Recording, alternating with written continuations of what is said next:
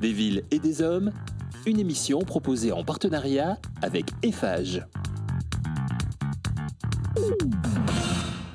Bonjour à toutes et à tous, ravi de vous retrouver aujourd'hui pour notre 4e émission des villes et des hommes qui sera consacrée aujourd'hui à la route du futur.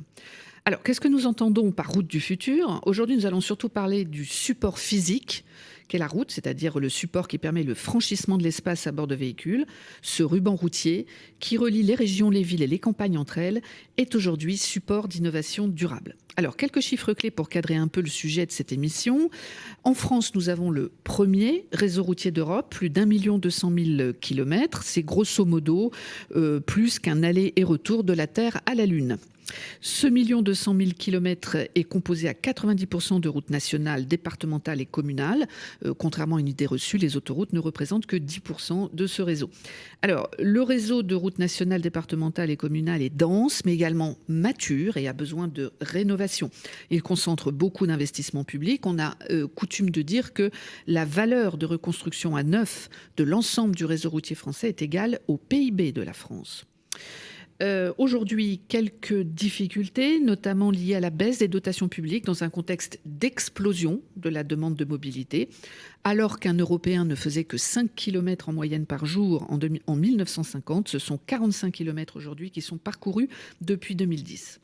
75% des actifs français ont une voiture, un budget moyen d'environ 6 000 euros par an.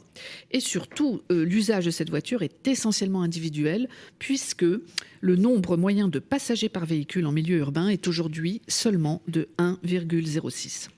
À cela s'ajoute évidemment le grand défi écologique de la route dans sa construction comme dans sa rénovation. Il comprend plusieurs volets que nous détaillerons avec nos invités. Alors en plateau, nous recevons François Hollard, directeur technique recherche et innovation d'Eiffage Route, qui traitera avec nous des techniques de fabrication routière et de leurs progrès. Et Nicolas Autière. Nicolas, vous êtes directeur adjoint du département composants et systèmes de l'université Gustave Eiffel et vous nous donnerez votre vision de scientifique sur les techniques nouvelles et la prospective que l'on peut raisonnablement en tirer. Des villes et des hommes, le débat, première partie. François, je me tourne vers vous. Est-ce que vous pourriez nous retracer rapidement l'histoire de la route ? Une histoire qui se confond avec le développement des échanges économiques, socio-culturels, mais aussi militaires de nos sociétés humaines. Alors, merci Valérie de me donner l'occasion de vous faire ce bref rappel historique. L'homme se sédentarise il y a 10 000 ans. Il y a 4 millions environ, un petit peu plus, invention de la roue et puis utilisation des animaux de trait. S'en suivent du troc et le commerce bien naturellement. Les voies romaines vont structurer un réseau et de façon très durable tout à travers le bassin méditerranéen. Donc les différentes voies romaines sont encore empruntées de nos jours et illustrent la méthode constructive romaine. Je ne peux pas ne pas citer la création des ingénieurs, enfin du corps des ingénieurs des ponts et chaussées et de l'école pendant le siècle des Lumières en France, et ça a été très structurant pour notre pays. Mais c'est en 1820 environ qu'un Écossais, John Macadam, qui laisse le nom au macadam que nous connaissons bien, a aussi structuré et a écrit certains guides, certaines encyclopédies sur les techniques d'empierrement, des géométries un peu particulières sur les routes. Donc c'est lui qui invente en fait ce matériau peu coûteux qui est constitué de terre et de gravier aggloméré. Oui, et puis de certaines formes de pierre placées d'une certaine façon avec des géométries pour que l'eau puisse bien s'écouler, puisqu'en Écosse, vous savez, le temps peut être capricieux. Mais la route telle qu'on la connaît aujourd'hui, c'est le début du XXe siècle. En fait,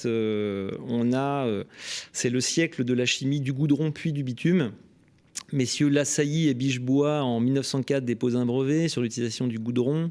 L'année suivante, à Issy-les-Moulineaux, ils font un premier épandage sur la ville d'Issy-les-Moulineaux, réussi. Et là, c'est le top départ pour environ 120 ans jusqu'à nos jours, sur les routes très structuré, où il n'y a plus de poussière, puisque finalement tout ça, le point de départ, c'est l'invention du véhicule. Donc le tourisme, il y a de la poussière, donc mettre des jolies lunettes, c'est sympa, mais finalement pour le conducteur, le confort de conduite et la sécurité a été amené par ces inventeurs qui étaient d'abord des chimistes, qui ont stabilisé, étanché, et qui ont permis aussi au trafic de marchandises, à l'économie de se développer. Et ça, c'est la route d'aujourd'hui. Et ça va jusqu'à l'autoroute, qui est une chaussée très épaisse, très solide. Et puis, finalement, si je donne quelques chiffres en complément de ceux que vous avez donnés, Valérie, notre 1,2 million de kilomètres de ruban routier ou autoroutier en France, finalement, on a 22 000 kilomètres de routes nationales et autoroutes sur ce million qui voient passer un tiers du trafic. C'est-à-dire qu'on voit qu'on a tout type de structure de chaussée. 120 ans après, qu'est-ce qui se passe? Là, depuis quelques années, on a une motorisation du véhicule qui nous challenge. C'est-à-dire qu'à nouveau, le véhicule change. Donc, motorisation qui devient électrique. Et puis aussi, un véhicule qui se barre de capteurs, qui devient un petit peu plus intelligent. Et donc, l'infrastructure routière est challengée. Voilà, pour communiquer notamment avec ces véhicules intelligents. Alors, François, justement, nous souhaiterions que vous puissiez nous rappeler tout simplement comment on fabrique une route. Vous avez dit que la route telle qu'on la connaît émerge grâce à la chimie du goudron. Est-ce que vous pouvez nous rappeler cette technique routière classique ? Parfaitement, bien entendu. Alors de nos jours, on parle d'enrobé bitumineux. Donc le goudron a été proscrit dans les années 60.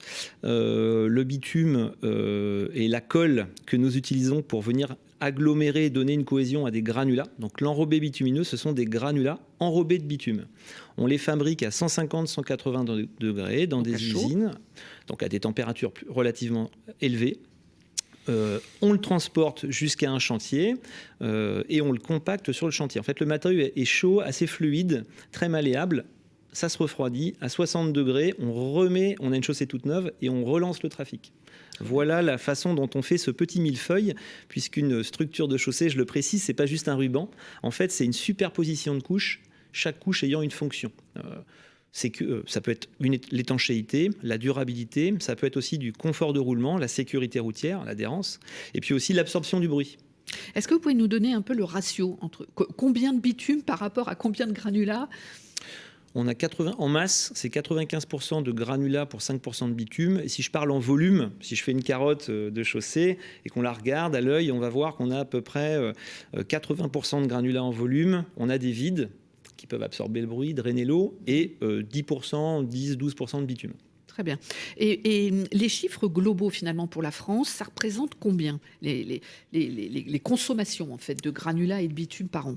Alors, les enrobés bitumineux qui sont produits et posés sur nos routes chaque année pour l'entretien de ce réseau, c'est environ 35 millions de tonnes d'enrobés chaque année en France, 27 millions de tonnes de granulats, 6 millions de granulats issus des vieilles chaussées que l'on recycle, parce que ça se recycle assez bien, et puis 2 millions de tonnes de bitume qui sont fournis par les grandes entreprises pétrolières, puisque le bitume est issu de la distillation du pétrole, donc d'origine fossile. Et non renouvelable. Donc non renouvelable à l'échelle humaine, malheureusement. On en reparlera par la suite. Et puis si je fais un petit comparatif avec l'Amérique du Nord, aux USA, c'est à peu près 450 millions de tonnes d'enrobés cette année. Ah oui, quand même. On lui est place de 35 chez nous. Voilà. Très bien. Alors, ce sont des chiffres quand même très impressionnants. Or, il me semble que les ressources minérales en granulats, donc pour nos auditeurs en cailloux, tout simplement, issus de carrières, ne sont pas renouvelables. Vous l'avez dit, le bitume, c'est un produit issu d'une distillation pétrolière qui est émettrice de gaz à effet de serre. Dès lors, est-ce que de telles consommations de granulats neufs et de bitume sont soutenables ? Alors la soutenabilité de cette production annuelle, et c'est une question que l'on se pose tous les jours et depuis fort longtemps, donc le recyclage est important. La France n'est pas tout à fait dans un contexte extrême. Je vais prendre deux exemples. Le caractère insulaire du Japon fait que, puis aussi la culture japonaise fait qu'on recycle beaucoup dans ce pays. C'est un exemple pour nous d'ailleurs sur ce sujet. Et puis les Pays-Bas, là on a un contexte géographique particulier, très peu de ressources sur le pays, sur ce territoire. Donc l'essentiel est importé par bateau d'Écosse ou de Norvège. Et puis, donc, le recyclage à des très forts taux a été une obligation. Donc, nous, la France, on est dans ce contexte-là. Techniquement parlant, notre chimie, nos matériaux sont de très bonne qualité et le recyclage est en train d'augmenter en France. Alors, Nicolas, je me tourne vers vous. La situation du recyclage en France pour tous ces enrobés, est-ce que vous pourriez nous donner quelques chiffres ? Grosso modo, le taux de recyclage moyen en France est de l'ordre d'un petit 20%. Voilà. Mais on fait en sorte de l'augmenter. Parce que bien qu'on ait des carrières de bonne qualité, pour des raisons de soutenabilité, on essaie d'accroître ce taux de recyclage. Donc c'est l'avenir finalement, le recyclage des enrobés déjà mis en place. Oui, c'est l'avenir. Aujourd'hui, techniquement, on maîtrise les procédés. L'enjeu, c'est plutôt des freins psychologiques, des freins organisationnels, de l'investissement, mais il n'y a plus d'obstacles techniques à proprement dit. Si je vous suis bien, vous voulez nous dire qu'en fait, il y a des préjugés un peu culturels de la part des maîtres d'ouvrage. Si on leur propose une route recyclée, ils ont peur qu'elle ne soit pas de bonne qualité, qu'elle ne tienne pas la distance, si je puis dire. Oui, c'est des représentations mentales de ce qu'est un produit neuf quelque part vis-à-vis d'un produit recyclé. Très bien, j'espère que l'émission d'aujourd'hui permettra de faire passer le message. Alors, à cela s'ajoute quand même une question énergétique, puisque François, vous l'avez signalé, vous l'avez décrit, la technique classique de fabrication routière nécessite une application des enrobés à chaud, entre 150 et 180 degrés. Il faut obtenir cette température là aussi, déperdition d'énergie, émissions de gaz à effet de serre, ça se passe comment ? Alors en France, on a à peu près 470 usines réparties sur notre territoire qui produisent des enrobés dits à chaud à 150 degrés ou un petit peu plus. Depuis à peu près 20 ans, en Europe et tout particulièrement en France, ont été brevetées ou inventées des solutions d'enrobés dits tièdes, fabriquées entre 100 et 150 degrés en général. Un scan tour américain a été organisé parce qu'on était très en avance sur ce sujet. De façon très pragmatique, il y a eu un copier gagné de leur côté, et donc ils l'ont développé à l'échelle de leurs centaines de millions de tonnes annuelles. Et si je fais la photographie en 2020 en France, on a à peu près 15% de notre production qui est à température abaissée. Donc on va gagner peut-être 15% d'énergie ou de CO2 émis. Et ça, c'est le challenge du moment. Et puis aussi de façon alors un petit peu plus réduite en quantité, mais on a aussi des enrobés dits à froid, produits à température ambiante, qui sont à destination des routes communales, intercommunales ou départementales, donc trafic inférieur à 300 poids lourds par jour, qui là aussi sont encore en train d'être développés. Il y a beaucoup de techniques et beaucoup de chimie sur ces sujets. Donc il y a un gros potentiel de progrès là-dessus. Alors François, vous faites allusion au poids lourd. Ça veut dire que le problème, c'est l'écrasement, c'est les déformations physiques en fait que sont capables d'encaisser, si je puis dire, les rubans routiers lorsqu'ils ont été appliqués à froid. Est-ce que c'est un résumé simpliste ? Non, on peut le dire comme ça. Donc les sollicitations extérieures, la route doit résister finalement à du trafic, des climats qui peuvent être extrêmes, avec des variations de température qui peuvent être brutales. Des fois, en une journée, on peut avoir des variations très fortes. La route ne peut pas se dilater, se contracter. Donc, on a des sollicitations diverses. Et en l'occurrence, pour les enrobés à froid, la limite technologique, c'est d'aller sur le plus fort trafic. Donc tout à l'heure, j'ai quand même expliqué qu'on avait des centaines de milliers de kilomètres où le trafic était modéré. Donc on a quand même un beau terrain de jeu pour développer des solutions très respectueuses de l'environnement.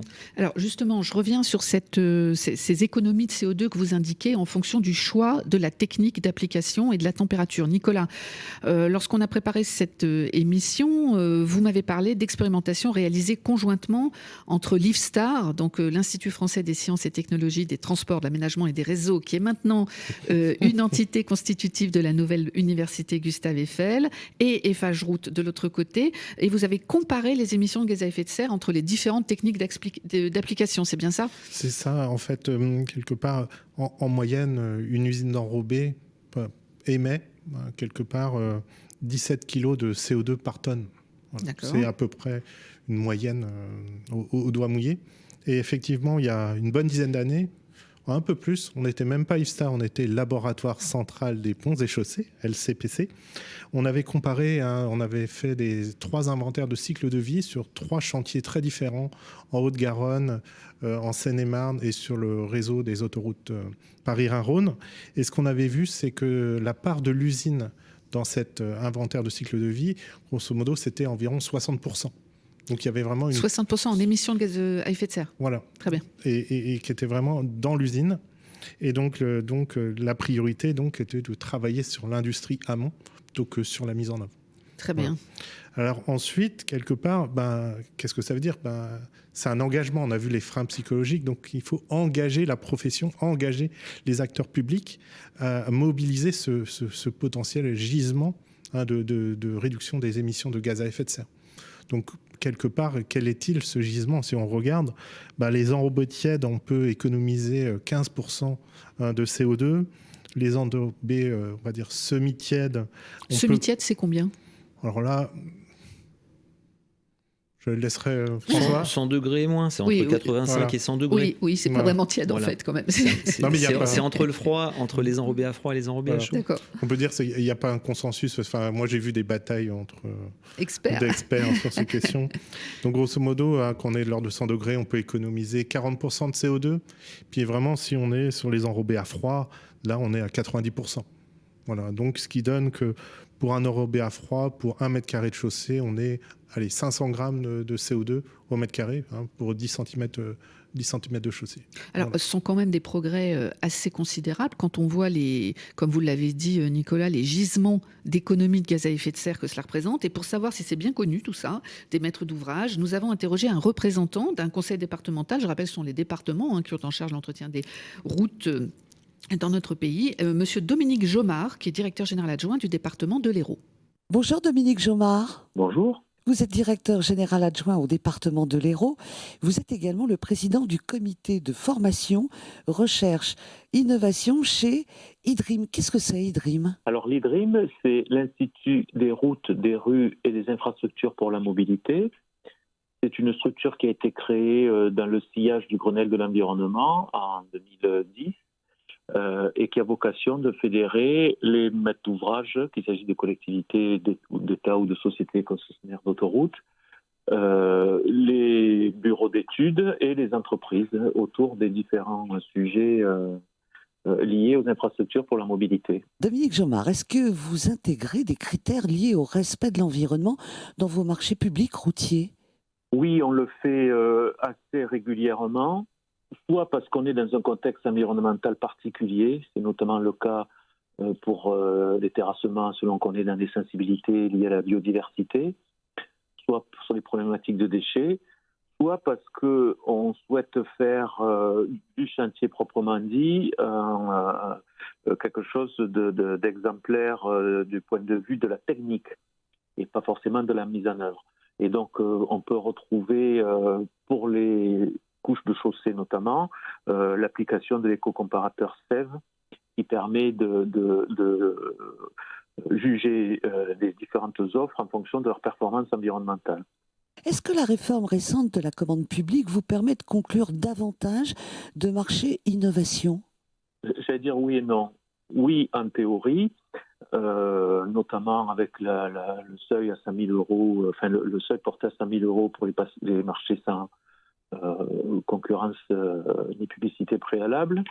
Mais au département de l'Hérault, on avait déjà une grande tradition d'innovation. Donc, ce qui a été introduit récemment de la commande publique, sans doute utile à beaucoup de maîtres d'ouvrage, mais pour nous, ça ne nous a pas ouvert des portes plus grandes parce qu'on utilisait déjà largement l'arsenal existant, qui est relativement mal connu. Or, il existe quand même pas mal de possibilités offertes par le Code des marchés publics pour favoriser l'innovation. Vous avez eu recours récemment à des routes d'innovation routière intégrant des substituts de bitume d'origine végétale. Quel retour d'expérience vous pouvez nous en faire ? Alors, il y a deux types de retours d'expérience. Le premier, et le plus fondamental de mon point de vue, c'est comment se passe le chantier et quelle est la durabilité dans le temps. Alors, le chantier s'est passé très très bien et le maintien des performances dans le temps, pour le moment, on n'a aucun souci, à la nuance près que les chantiers sont relativement récents. Donc, d'ici 2-3 ans, on sera complètement rassuré. Mais j'allais dire, au stade actuel, on n'a aucun état d'âme sur la mise en œuvre de ces techniques. Ça, c'est le premier type de retour d'expérience. Le deuxième type de retour d'expérience, il est lié à l'innovation proprement dit, c'est-à-dire ce caractère végétal, enfin du moins l'utilisation d'enrobés biosourcés, qui, en tant que maître d'ouvrage, nous permet de valoriser un peu notre sensibilité assez poussée aux questions environnementales. Et donc, il y a la possibilité de mettre en valeur, sur un domaine qui est parfois décrié d'un point de vue d'environnement, mettre en valeur le fait qu'on sait faire des routes proprement, alors on sait les concevoir, on sait les réaliser, CF critères environnementaux dont on parlait tout à l'heure, et on sait également mettre en œuvre des techniques tout à fait innovantes et prometteuses pour la suite, avec un bon niveau de performance sur au résultat. Dominique Jomard, merci et bonne route alors. Merci à vous. Alors, c'est formidable. Après avoir parlé de recyclage, on parle de substitution totale, intégrale au bitume par des liants d'origine végétale. C'est presque trop beau pour être vrai, François. Écoutez Valérie, on a, pendant le petit rappel historique, on a balayé rapidement la chimie du goudron, maintenant la chimie, la pétrochimie. Et tous ces dérivés, et notamment le bitume et les polymères qu'on utilise en ce moment dans nos techniques, on a un challenge très important. C'est que la chimie du végétal, alors chez FH-Route, on a développé des solutions de à peu près une vingtaine d'années, qui sont d'abord des adjuvants au bitume. Donc qui réduisent la part du bitume. C'est-à-dire qu'en fait, on ne va pas forcément passer d'un modèle, enfin on n'est pas binaire, on ne va pas passer du tout bitume au tout végétal.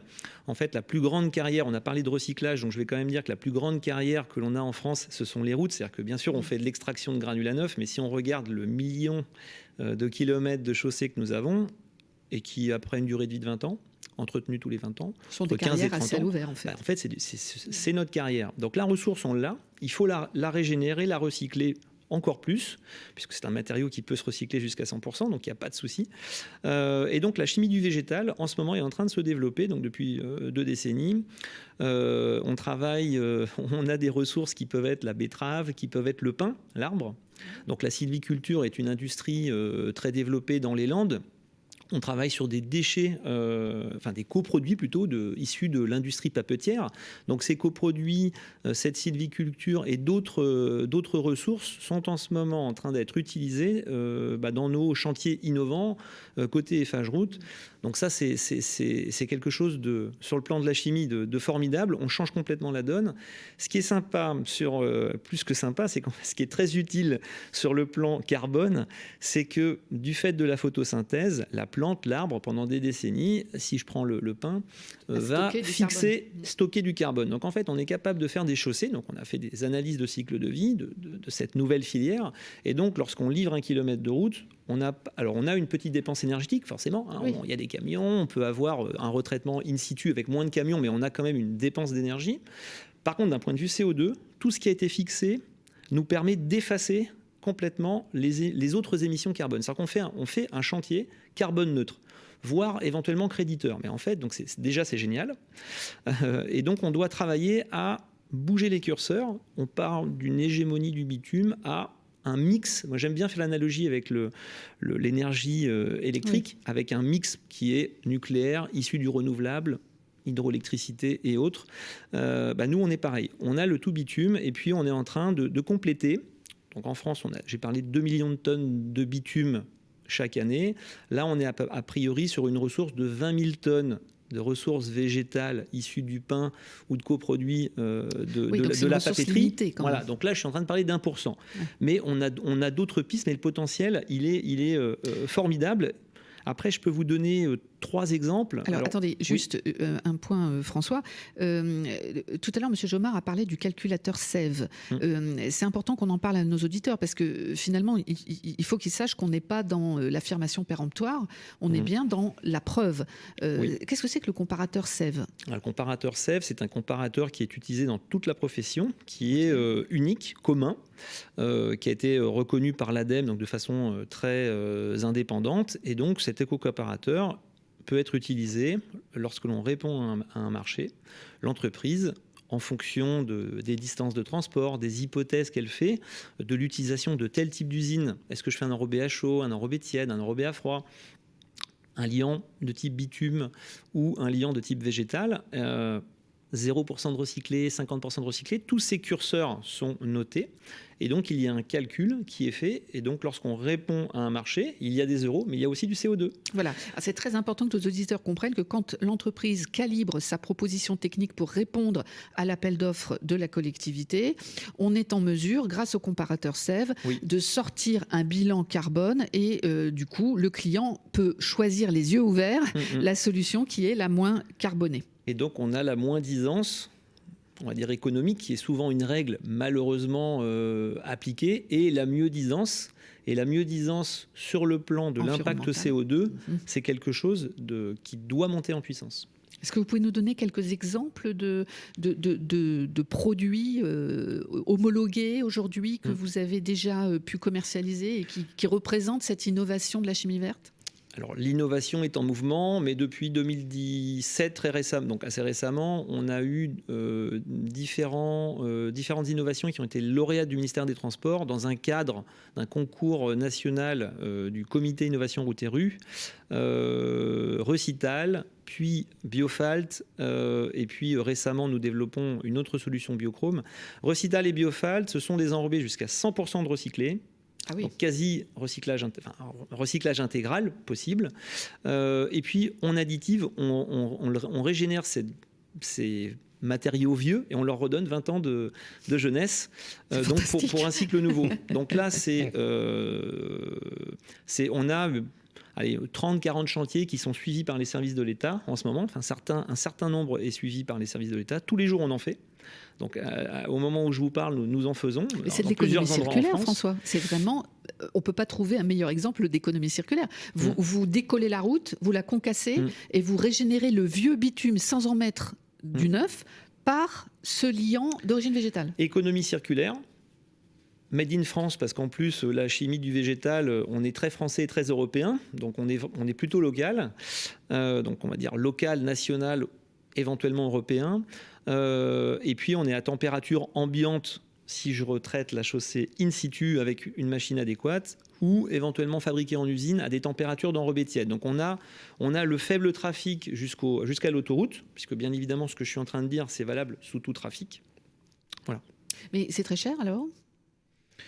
J'ai parlé de Recital, donc une chaussée qui est 100% recyclée, que je viens réjuvéner et lui donner 20 ans de jeunesse avec un additif végétal. Au mètre carré, c'est le même prix, alors qu'on est créditeur en carbone. Donc le prix est complètement identique à une chaussée classique, voire un peu moins cher, parce qu'on fait du recyclage à 100%.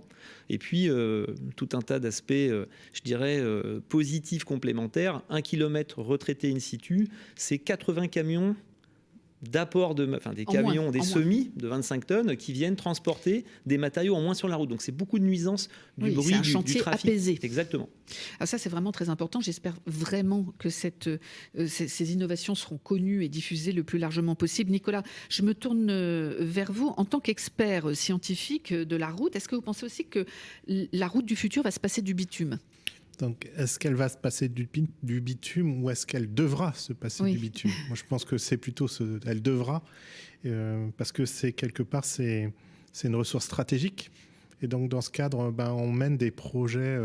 Un jour veut une preuve. On mène un projet plutôt fondamental, financé par l'Agence nationale pour la recherche, que l'on mène avec Eiffage, qui s'appelle Algoroute. Et donc, en fait, qu'est-ce qu'on fait dans ce projet ? On produit du liant, de la colle pour le bitume, de la colle pour la route, à partir de microalgues. D'accord ? Donc, les microalgues se nourrissent du soleil, se nourrissent de CO2, et quelque part, on recrée du bitume pour les routes de demain. Alors, c'est pas encore mature, en accéléré. Donc, c'est pas encore tout à fait mature. On est dans un projet de R&D, mais c'est vraiment un projet très stratégique, quelque part, pour éviter de tomber dans une dépendance vis-à-vis de ressources pétrolières. Oui, dans un contexte géopolitique souvent tendu. Alors justement, ce contexte géopolitique, François, est-ce que vous pouvez nous en dire un mot ? Parce que finalement, le bitume émet des gaz à effet de serre, mais en plus, on peut subir des interruptions dans les approvisionnements. et aux portes de l'Europe. La guerre fait rage. Donc, pour ces raisons, est-ce que vous pouvez nous expliquer, lorsque nous avons préparé cette émission, vous m'avez parlé d'un grand projet international qui s'appelle BioRepavation. Voilà. Est-ce que vous pouvez nous en parler ? Oui, tout à fait. Donc, qui dit bitume dit pétrole, contexte géopolitique mondial tendu. Et de ce fait, pour anticiper l'avenir, avec l'Université Gustave Eiffel et d'autres partenaires européens et également américains, nous avons monté un projet. Enfin, nous avons été lauréats d'un appel à projet européen, BioRepavation, donc refaire la route avec des additifs ou des liants d'origine végétale. Nous avons démontré pendant 2 ans de travail, en laboratoire et sur quelques tronçons de route qui ont été testés sur le manège de fatigue accélérée de l'Université Gustave Eiffel. Qu'est-ce que c'est un manège de fatigue accélérée ? En fait, si vous voulez, on fait un petit anneau, donc un cercle, donc une route qui tourne en rond, sur laquelle, pendant quelques mois, on va imposer 20 ans de trafic poids lourd. C'est-à-dire qu'en fait, c'est plutôt que de faire des routes et d'observer sous trafic réel, test, en fait. C'est un stress test. Très musclé et accéléré. Donc, en l'espace de quelques mois, on arrive à faire défiler une vie entière et donc on voit comment ça fissure, comment ça s'arrache, comment ça meurt. Ce qui s'est passé, c'est que les liants ou les enrobés que nous avons fabriqués à 50% de recyclés ou plus, et ces liants, eh bien, finalement, se sont comportés mieux que les enrobés classiques bitumineux. C'est-à-dire que l'enrobé de référence qu'on met sur autoroute, il a fissuré comme dans les livres, comme on avait prévu, à 1 million de charges lourdes de 13 tonnes, tandis que certains autres tronçons, on va dire plus respectueux sur le plan environnemental et puis éco-conçus, ont tenu plus de 2,5 millions de charges et on a dû arrêter le test, puisqu'en fait, à un moment donné, il faut arrêter le test. Et puis voilà, donc c'était quand même quelque chose d'assez formidable. C'était tellement... donc c'était une première mondiale. Donc première mondiale.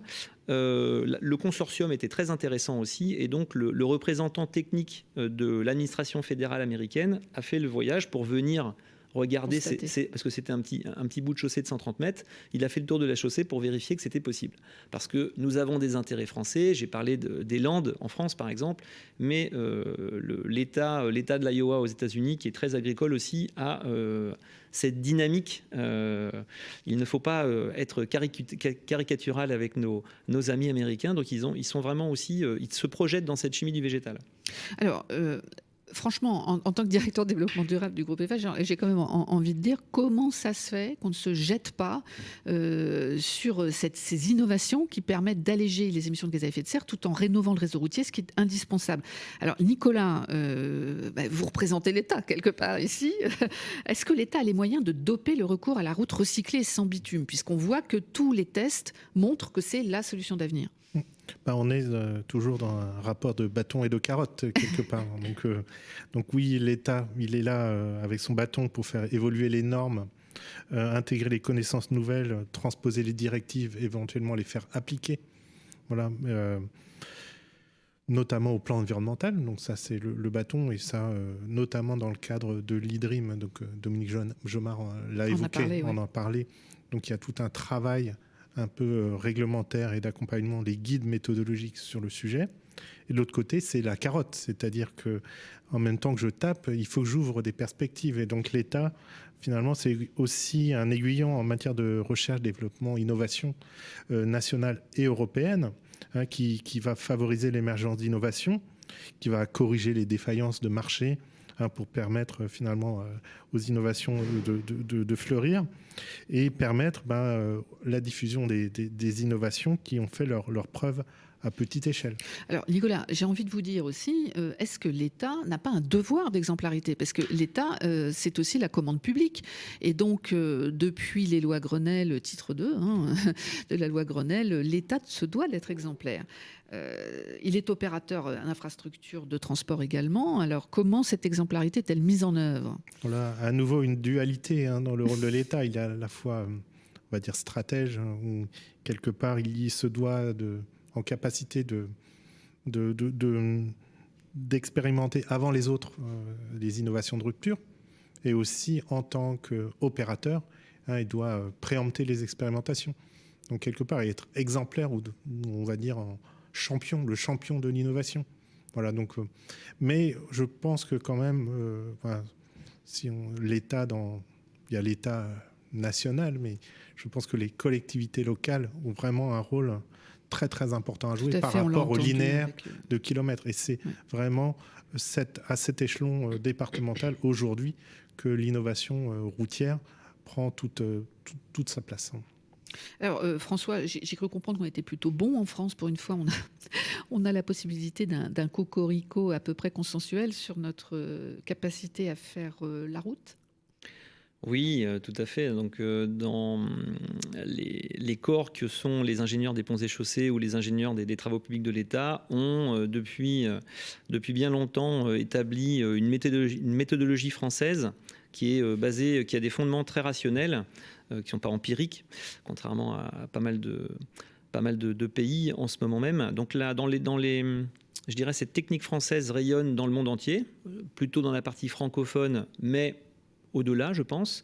Et puis, il faut quand même citer ce que font nos voisins. Et je ne peux pas ne pas dire qu'en 1987, il y a eu une loi américaine qui a fléché, donc le Congrès a voté 150 milliards pour la R&D dans les routes aux États-Unis. Oui, évidemment. Donc, toutes les grandes universités ou les départements des transports ont reçu une manne importante pour structurer des méthodologies et une stratégie américaine. Ça s'est appelé le programme SHARP et SuperPAV. Et les grandes universités, Berkeley, Penn State, ont toutes bossé pour ce faire. Donc maintenant, si je fais une photographie à l'heure actuelle, on a deux grandes méthodologies au niveau mondial, oui. La méthode française, la méthode américaine, qui sont couramment utilisées.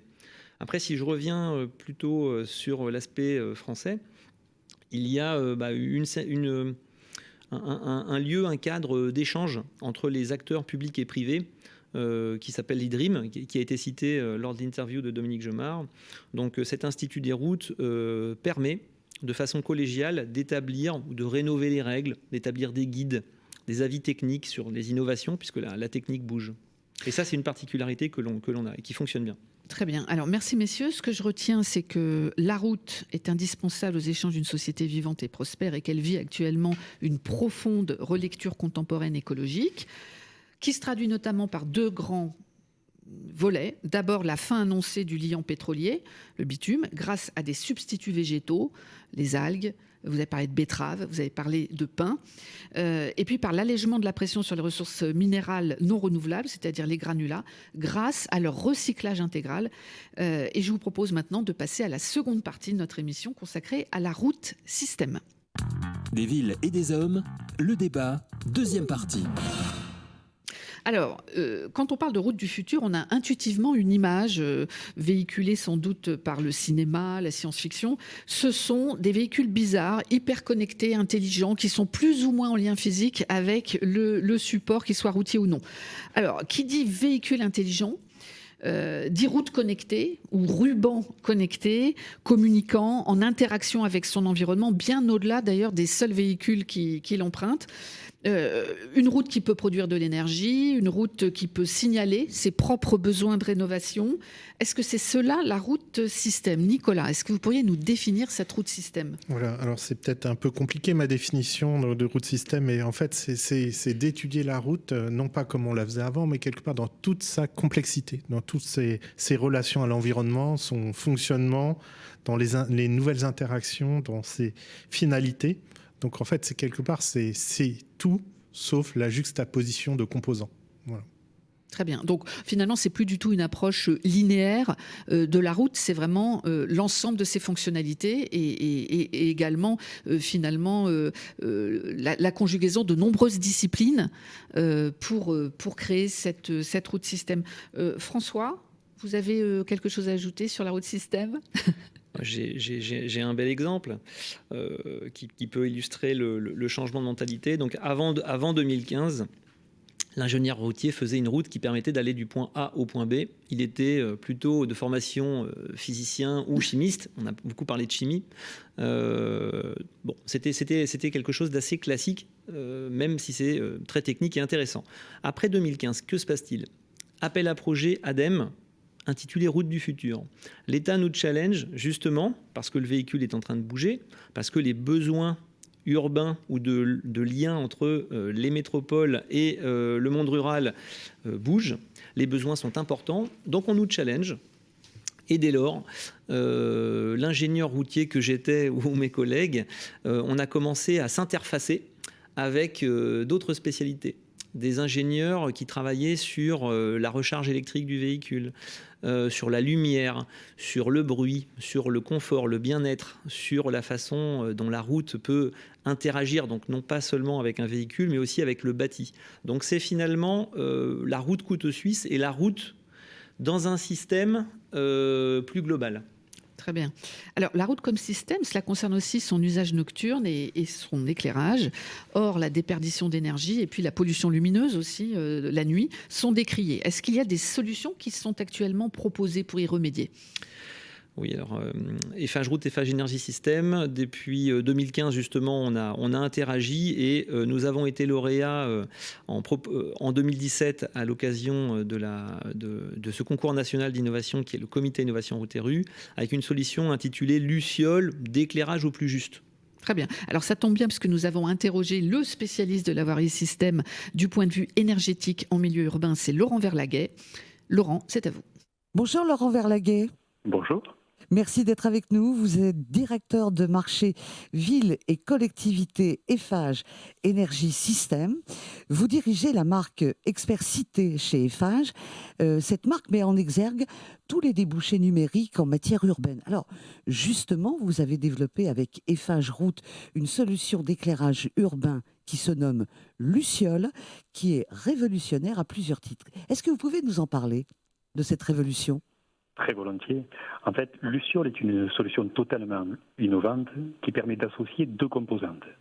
À la fois un enrobé qui présente une granularité particulière comparable à celle d'un béton bitumeux très mince ou d'un enrobé phonique. Cet enrobé réfléchit la lumière de façon diffuse grâce à sa composition, qui intègre des éléments particuliers de couleur claire. Et de ce fait, ses propriétés photométriques permettent l'installation d'une énergie d'éclairage plus faible et d'un meilleur confort visuel. Et à cela, nous ajoutons un système d'éclairage public à LED qui intègre un détecteur automatique de mouvement qui adapte l'éclairage à chaque candélabre en fonction des besoins des usagers. Donc la détection de mouvement peut se faire soit avec différentes technologies, soit de l'analyse vidéo, soit un effet Doppler ou de l'infrarouge, peu importe. Et la puissance délivrée est ainsi abaissée de 80% en mode réduit lorsque le système ne détecte aucune présence ou lorsque le choix de la plage horaire a conduit à cette programmation. Vous nous annoncez donc un confort supplémentaire pour ceux qui vont rouler également. Tout à fait. Alors, lorsque les véhicules sont en déplacement, nous allons avoir l'éclairage des phares des véhicules donc, qui vont illuminer la chaussée, mais comme nous utilisons un enrobé beaucoup plus clair, on a de suite une bien meilleure visibilité. Et les systèmes de détection que nous utilisons sur les luminaires, aujourd'hui, sont capables effectivement de détecter la présence de piétons, de cyclistes ou de véhicules en approche. Et donc, bien sûr, d'éclairer la chaussée en fonction des conditions qui sont présentées. Alors, fort de ce projet Luciole, est-ce que vous avez de nouvelles idées de collaboration possibles entre routiers et énergéticiens ou professionnels du numérique ? Bien sûr. Plus nous irons, plus nous allons rajouter de l'intelligence, je dirais, à toutes ces informations. Donc nous avons déjà sur Luciole la possibilité de rajouter des services supplémentaires pour améliorer la qualité de vie des citoyens surtout et d'optimiser les investissements. Comme par exemple utiliser les luminaires pour la détection d'encombrants sur les points d'apport volontaires, la détection de places de stationnement ou de livraison, ou encore le comptage de piétons, de cyclistes ou de véhicules, en plus des fonctionnalités qui sont données avec le procédé Luciole. Voilà. Nous avons d'autres pistes, bien évidemment, comme Guide and Grid, par exemple, qui permet de mettre en avant et en évidence un virage avec des plots lumineux et un revêtement ayant des propriétés particulières. Nous travaillons également beaucoup sur la route connectée, avec tous les échanges possibles entre les véhicules et les infrastructures.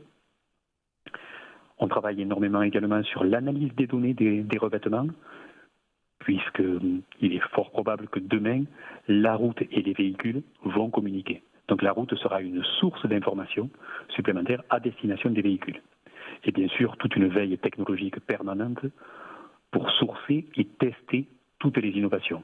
Voilà, nous avons un pôle de recherche et de veille très important qui nous permet de tester toutes ces solutions avant déploiement, bien évidemment.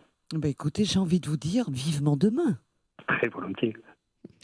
Alors finalement, ce que je retiens de cette innovation, l'association d'un revêtement routier clair, une amélioration de la consommation énergétique, au sens que l'on n'éclaire que lorsqu'il y a du passage, mais on ne concède rien à la sécurité. C'est-à-dire que, bien au contraire, le sujet sécurité routière en sort grandi, notamment sur la sécurité. Nicolas, est-ce que vous voulez ajouter quelque chose? Est-ce que la route intelligente sera plus sûre?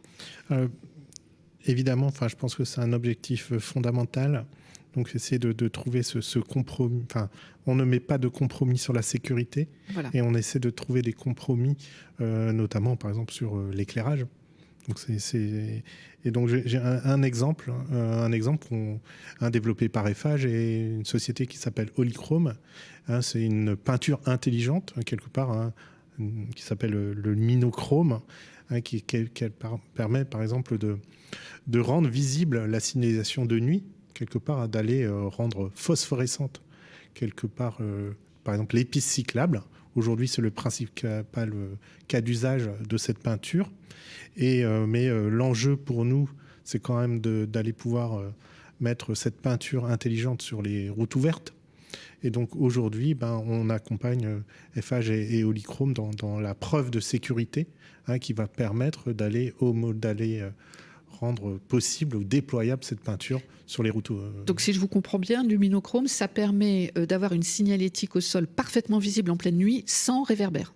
Voilà, c'est quelque part, M. Verhaeghe l'a dit, c'est la visibilité égale sécurité. C'est un raccourci, mais c'est quand même ça.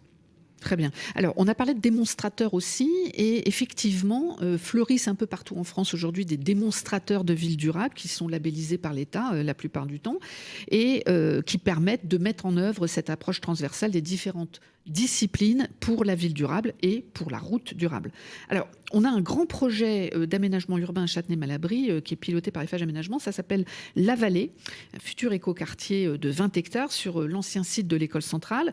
Est-ce que vous pourriez nous en dire quelques mots du point de vue de la route, ce futur écoquartier, donc la voirie durable en ville? Écoutez, Valérie, depuis le début de l'échange, nous avons évoqué plein de briques technologiques et des choses très tangibles qui se développent à droite, à gauche, en général testées indépendamment. L'approche systémique, l'approche globale, ça doit aussi s'appliquer sur la façon de tester ces innovations et de les regrouper en un même lieu, parce qu'elles peuvent aussi se nourrir l'une et l'autre. Donc, quelques exemples sur l'écoquartier de la Vallée, à Châtenay-Malabry. Donc, Luciole, qui a été présenté, sera bien évidemment déployé sur cet écoquartier. Donc, on va éclairer au plus juste, donc des économies, mais aussi moins de pollution lumineuse et également la notion de data, parce que les candélabres deviennent intelligents. Le recyclage à 100% de tout ce qui a été déconstruit, c'est-à-dire que le béton, les immeubles qui ont été, bâtis qui ont été déconstruits. Excusez-moi, je vous interromps, François, mais ça c'est incroyable. Effectivement, pour tous ceux qui nous écoutent, qui ont peut-être fréquenté l'école centrale, la totalité des bétons de l'école centrale ont été déconstruits et réintégrés, seront entièrement réutilisés sur site. C'est de l'économie circulaire. Grande première, donc là, à nouveau, voilà, donc c'est l'intégralité de ce qui est déconstruit, in situ, est retraité, chaque granulat est reconcassé à la bonne taille, on rentre complètement dans les normes et on repart pour un nouveau cycle de construction, à la fois dans des bétons de construction et aussi dans les voiries et les aménagements routiers. Donc c'est quelque chose de très vertueux et on est dans de l'économie circulaire et locale une fois de plus. Également des parcours de fraîcheur seront mis en exergue Vous connaissez sans nul doute donc l'effet de l'îlot de chaleur urbain.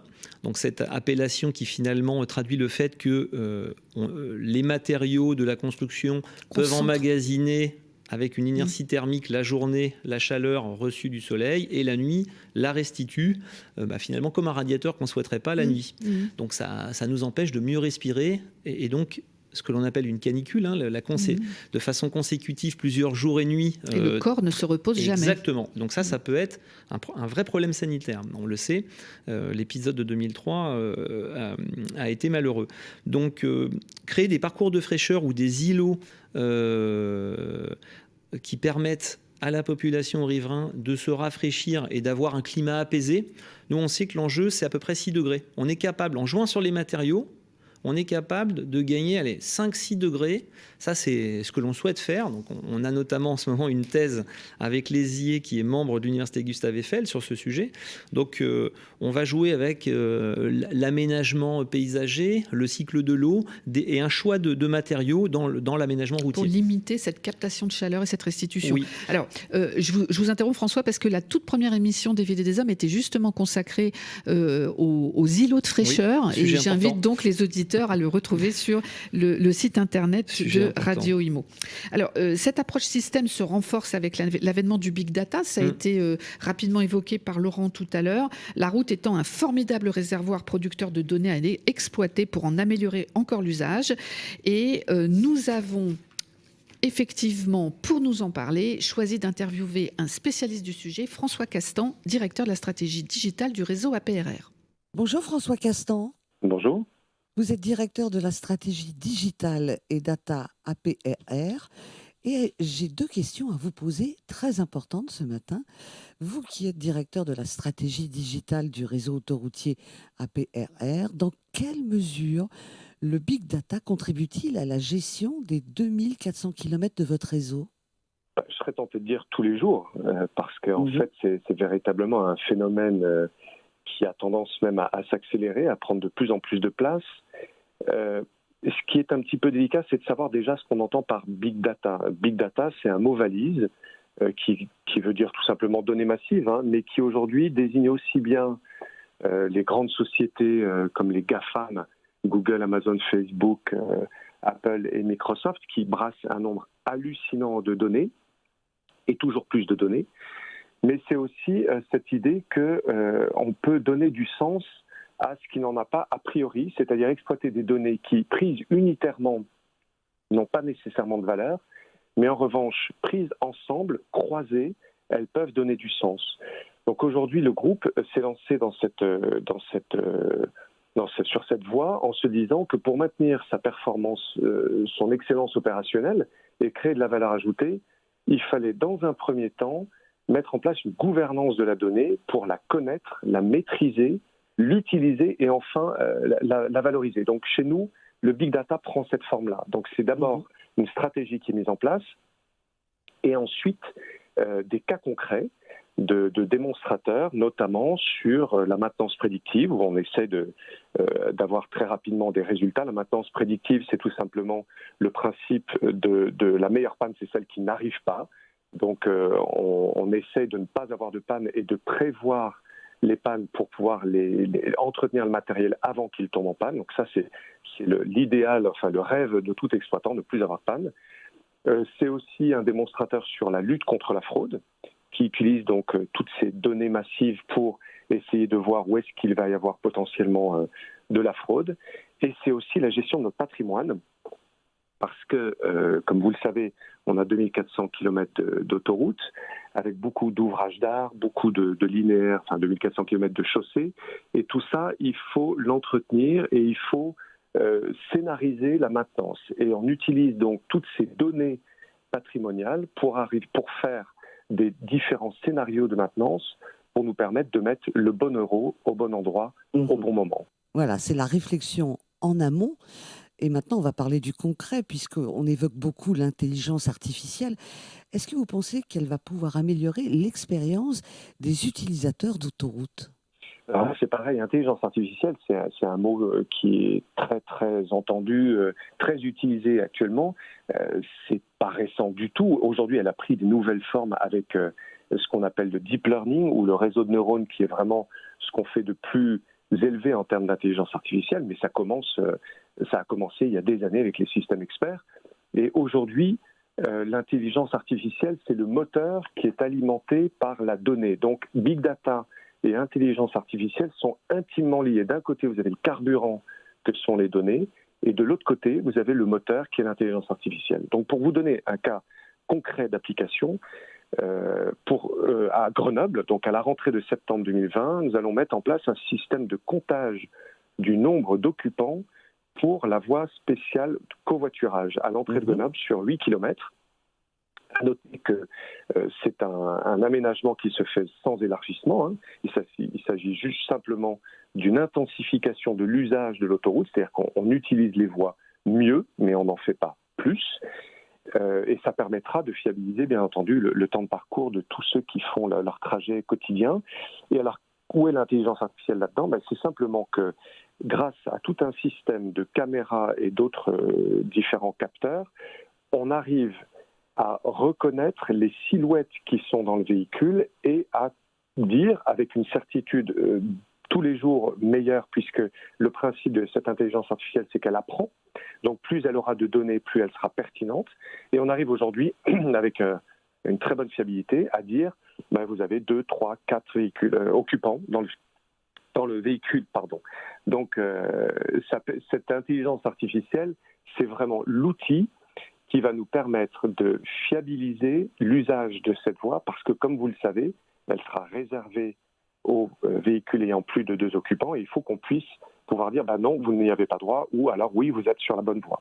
Bon, en tous les cas, François Castan, ça nous offre un avenir assez étonnant qui va faciliter peut-être la circulation de tout le monde. Je vous remercie infiniment, je vous souhaite une bonne journée.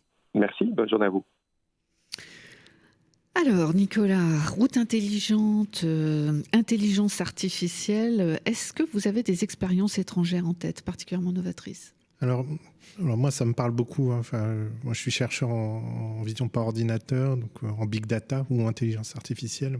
J'utilise, moi, depuis 15 ans, les caméras pour les transformer en stations météo. Voilà, ça c'est mon hobby de chercheur, entre guillemets. Mais sur une expérience étrangère novatrice, j'ai en tête un service particulièrement intéressant en Australie. Ils utilisent ils autorisent en temps réel, ils ont des gros camions, les Australiens, et ils ont un service quasi en temps réel qui permet aux camions, qui autorise les camions à circuler là où ils ont le droit. C'est-à-dire là où ils ne vont pas abîmer la route ou les ponts. Et ça, en quasi-temps réel, avec une charge, c'est-à-dire le poids des camions est déterminé en temps réel. D'accord, c'est-à-dire qu'il y a des capteurs dans la route qui permettent de déterminer le poids du camion et savoir s'il est autorisé ou pas à prendre cette voie. Alors, dans le cas australien, les capteurs sont dans les camions. Ah oui, d'accord, très bien. Mais on peut imaginer la réciproque, et on travaille notamment avec le groupe Eiffage. Et je citais peut-être la société, une start-up, Altaroad. Altaroad, qui travaille sur ce genre de solution, cette fois-ci du côté routier. Et donc, les chercheurs australiens, ils ont développé un service, une entreprise de certification, une espèce de tiers de confiance entre l'opérateur d'infrastructure, qui peut être frileux parce qu'il voit un poids lourd exceptionnel qui va lui sa route, et l'opérateur qui, lui, veut faire au plus court. Et donc, quelque part, il certifie que, finalement, les deux parties, finalement, peuvent faire confiance. Finalement, dans le trajet, il est optimum pour les deux parties. Très bien, je vous remercie. Alors, nous arrivons quand même au terme de notre émission. On a encore beaucoup de choses à dire, mais il faut bien s'arrêter. Alors, François, je me tourne vers vous. Un mot de conclusion, ensuite Nicolas, et puis j'essaierai de faire une synthèse. Pour être bref, l'histoire se répète. Il y a 120 ans, la voiture est inventée.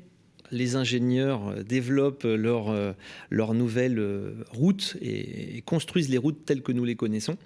Et à nouveau, le véhicule et la route, les deux vont de pair, parce que les voitures ont une motorisation nouvelle, donc besoin d'aménager la route. Hybride, électrique. Etc. Donc il faut aussi concevoir les aménagements de recharge avec différentes typologies possibles de recharge électrique. Et puis le véhicule, on en parle, est de plus en plus connecté, intelligent et lié à l'infrastructure avec des capteurs qui ne sont pas forcément uniquement dans le véhicule, mais aussi dans l'infrastructure. Et c'est bien la communication qui va devenir la règle. Très bien. Nicolas, l'approche système ? Alors, pour moi, c'est vraiment le sujet qui me... au cœur de mes motivations. Cette approche système, elle a vraiment pris tout son essor en milieu urbain, quelque part, compte tenu des enjeux prégnants, les émissions de gaz à effet de serre, la congestion, la qualité de vie, le bruit. Voilà. Donc, quelque part, c'est vraiment là que c'est né. Mais cette approche système, aujourd'hui, je pense que, quelque part, elle doit être étendue en interurbain pour améliorer l'insertion ou l'intégration, la relation des autoroutes au territoire traversé à travers une approche revisitée. Alors, je ne veux pas rentrer dans les détails, mais c'est quelque part de passer des enjeux de la compensation environnementale à des enjeux d'approche beaucoup plus intégrés, basés sur les connaissances nouvelles. Donc voilà, un peu de teasing et au-delà un bouclage. Je ne veux pas opposer ville et campagne, mais par contre, quelque part, on les considère quelque part en silo. Et donc, je pense qu'il faut travailler à un meilleur bouclage, boucler le système entre milieu urbain et interurbain, quelque part, parce qu'aujourd'hui, on parle d'étalement urbain. Voilà, il n'y a pas d'équilibre trouvé parce qu'il n'y a pas d'incentive pour le faire. Très bien. Voilà. Alors, je vais tenter une conclusion à ces échanges quand même très fournis. Donc, je miserai sur 3 grandes thématiques dominantes qui ont été évoquées aujourd'hui. Tout d'abord, la frugalité dans l'approche de la route, qui est une nécessité absolue du point de vue écologique. Donc, une frugalité en luttant contre le gaspillage par le recyclage intégral des ressources minérales, des granulats. Et puis, par la substitution du bitume par des ressources végétales, qui sont-elles renouvelables, voire qui stockent du carbone. On l'a vu tout à l'heure avec Recital. Deuxième grande dominante, la route contribue à la qualité de vie à travers plusieurs objectifs qui sont vraiment à portée de main. La lutte contre le phénomène d'îlots de chaleur en milieu urbain, la réduction des nuisances sonores, une meilleure sécurité en ville ou en interurbain avec des signalétiques innovantes, l'éclairage au juste besoin, et puis la connexion de la route système qui, elle, est une route qui communique, qui peut améliorer la sécurité, qui peut être opérateur de maintenance prédictive, de prévision de trafic, etc. Messieurs, je vous remercie. Bonne journée à tous. Merci. Et bonne route. Des villes et des hommes, une émission proposée en partenariat avec Eiffage.